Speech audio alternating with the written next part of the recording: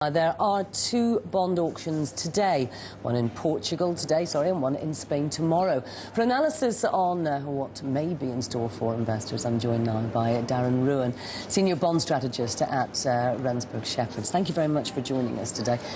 When Ireland received a bailout that it wasn't really sure it wanted, it did so in a way because it felt it was the best thing for the whole European project.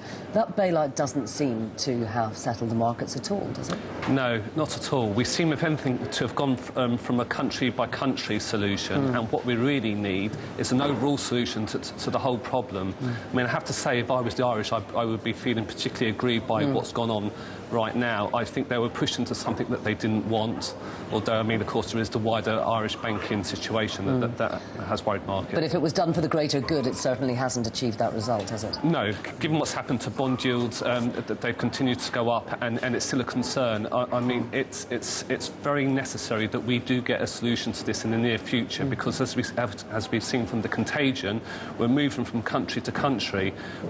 Portugal's next, then people are worried about Spain, then Italy, and now it's moved on to Belgium. So the markets are 3 or 4 steps ahead of where the policymakers are. Now, the European Stability Mechanism that Angela Merkel was put in place to kind of try and calm the markets, if anything, it's had the reverse effect. Could she even be blamed for this crisis by some because she put this in too early?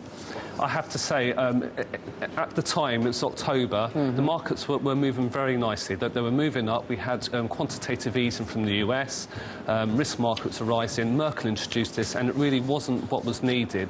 We needed a time of consolidation for the Irish, for the Portuguese, for the Spanish, to consolidate where they are. That wasn't allowed to happen, and effectively she spooked markets, and she's made the situation worse. Now, were bondholders talked to at all before this process came out? You know, the kind of the big pension holders and things like that.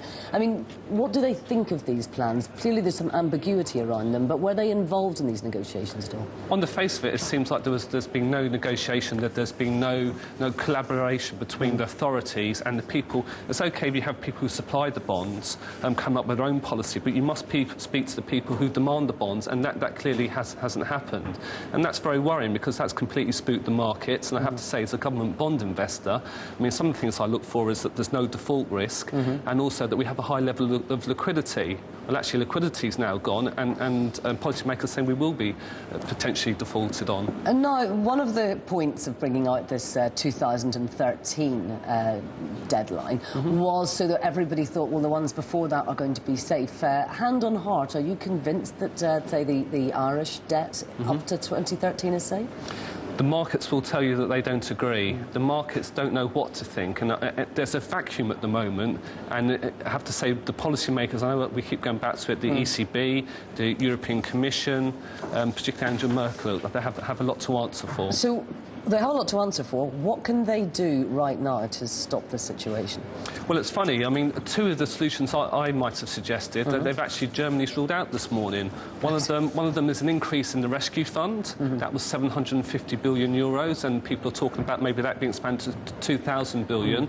Another one was a joint European bond, and it appears that Germany's ruled that out. The most likely solution is that on Thursday at the ECB meeting, we will have an increase in the securities markets programme, and that's where the ECB buys government bonds. But I think it has to increase it significantly to actually make any impact in the market. We do need this bigger solution, which at the moment that doesn't seem to be forthcoming. Darren, there seems to be a bit of a gulf between the sovereigns and the bondholders. Thank you very much indeed for coming in and sharing your opinions with us. Thank you. You're welcome.